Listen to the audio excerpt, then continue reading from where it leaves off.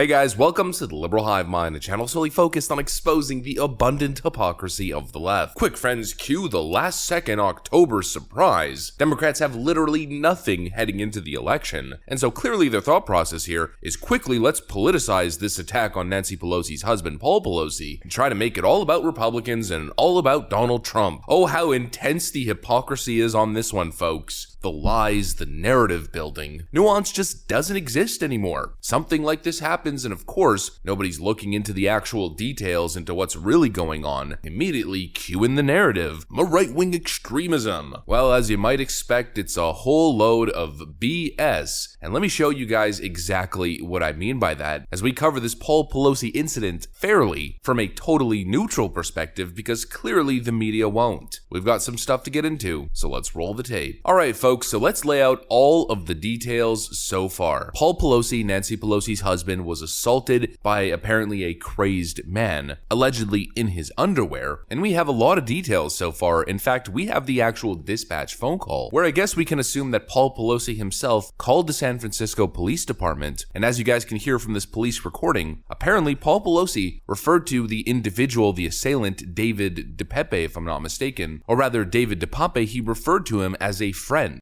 Northern 4 Car, 8 Priority 910, 2640 Broadway, cross of Scott and Normandy. 14 hour copy.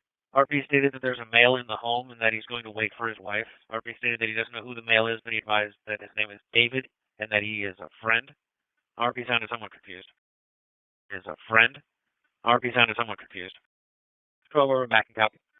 The dispatch officer seemed clearly confused here, and so they sent a couple squad cars for a welfare check at the Pelosi residence. That's the first confusing bit. Frankly, this whole situation seems totally confusing. When police arrived, from what we understand, both individuals, both men, were in their underwear, both holding a hammer, and as the police arrived, not before, the individual, David DePape, apparently went after Paul Pelosi, grabbed his hammer, and then proceeded to assault him. We're going to start off very clearly by saying here that indiscriminate acts of violence against anyone, and public figures included, are never justified and should be condemned totally. We will never do what the left is and celebrate acts of violence, and so we wish Paul Pelosi a speedy recovery here, and we will never do what Christine Pelosi did, Nancy Pelosi's daughter, celebrating the assault of politicians or politicians' family members because they happen to hold different political viewpoints. We all remember Christine Pelosi's Rand Paul's neighbor was right tweet, of course, but moving on here, we have absolutely no idea what happened at Pelosi's home. Two men in their underwear wielding hammers, Paul Pelosi apparently getting a bathroom break during the incident. Read this from Politico. Paul Pelosi was able to dial 911 himself after telling the intruder he had to go use the bathroom and then calling from there, where his phone had been charging, according to a person familiar with the situation. The fact that Paul Pelosi referred to the individual as a, quote, friend, and even knew him by his first name, calling him David, but at the same time saying he didn't know him. There's no sign of a break-in. The only sign that we have so far is this photo of the back of the Pelosi residence, where you can see a broken window, a shattered window, but the glass seems to have shattered on the outside, so it was broken from within. It's quite confusing to say the least. The point that I'm trying to make with all of these confusing and contradicting elements is that we have absolutely no idea what happened here, but of course, that will never stop leftists who are clearly going to view this moment as a last-minute fluke October surprise where they can politicize it and claim that the individual must have been a right-wing MAGA extremist who must have been acting on behalf of Donald Trump. Joe Biden says attack on Pelosi's husband echoes January 6, blames Republicans. Suspect in assault at Pelosi's home had posted about QAnon. Alexandria Ocasio-Cortez writes, last year a GOP congressman shared a depiction of himself ending me.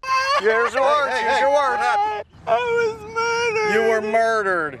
Okay, When the House rose to censure, GOP leader defended him. By the way, what she's referring to there, I believe, is what Paul Gosar posted, which was an anime meme of him being the hero protagonist character in the wildly popular anime Attack on Titan. It was clearly a joke, it was a cartoon. But anyways, let's move on as the drama queen continues. Yesterday, a man sharing that member's rhetoric tried to assassinate the speaker and her spouse. And so, as you guys can see, the weaponization, the politicization, immediately starts with some totally disingenuous takes. AOC's take, of course, takes the cake in that regard. But the idea here is, as we see from the Associated Press, the suspect, in assault at Pelosi's home, had posted about QAnon, and they go on and on about how he's a right-wing conspiracy theorist. Well, not exactly. The New York Post goes into detail. Paul Pelosi hammer attack suspect David DePape is linked to conspiracy blogs. DePape's name is tied to two conspiracy blogs. One titled Big Brother Censorship Hell features a banner warning readers that the elite/ruling class never censor themselves. You can still turn on any mainstream news channel to hear day and night the narrative put forth by the people who rule you. Although the posts written under the username David DePape are mostly blank, they feature bizarre headlines including word that we cannot use, normalization, and communist voodoo science. So posts written under the username David DePape are mostly blank, yet the Associated Press is associating these conspiracy theories with David DePape and alleging that he's a right-wing QAnon conspiracy theorist. It's an outright lie. At least we have absolutely no evidence to suggest that, and even if that was the case, that he was some deranged conspiracy theorist nut, it doesn't necessarily suggest that he's somehow a Trump supporter. There is zero evidence to suggest that this individual is a conservative right-winger whose attack was motivated by right-wing conspiracy theories. And based on what we know right now about David DePape, he's apparently a nudist activist, which the media is unwilling to run with. Okay, so is this the dude that was a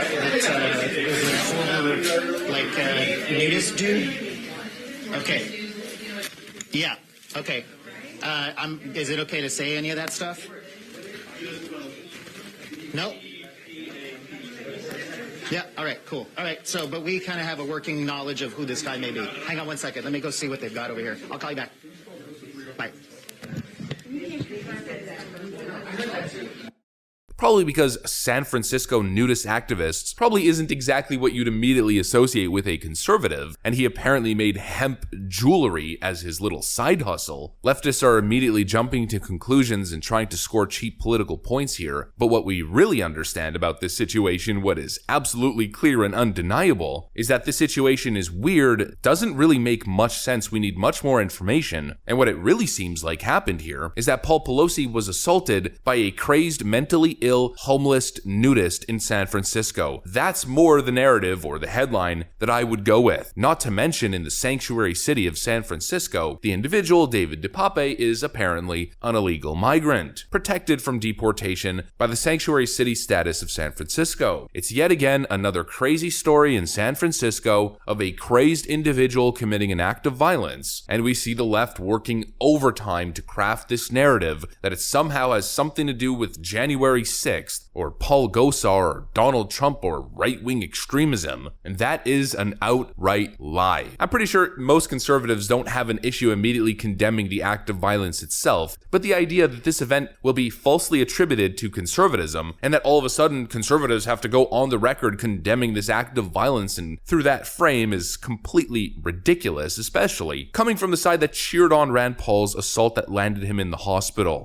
Today on the incident that left Senator Rand Paul with 6 broken ribs. This might be one of my favorite stories, although, of course, we don't want to. Clearly, Senator Paul is still struggling. Paul's neighbor, Renee Boucher, is accused of beating the senator. That's MSNBC saying this might be one of my favorite stories. We covered Nancy Pelosi's daughter, Christine Pelosi's tweet earlier, and we all remember when a crazed Bernie Sanders supporting leftist literally shot Steve Scalise at a congressional baseball game. And now that's the party that wants to falsely attribute the situation to the GOP and lecture you on extreme rhetoric and calls to violence. Give me a break. It's a last-ditch, desperate narrative effort. And of course, it's gonna fall flat, and it's not gonna work. That's what I got for you guys, though. If you enjoyed the video, make sure to leave a like and possibly subscribe to the channel. Thanks for watching, friends. I'm gonna get out of here, and I'll see you on the next one.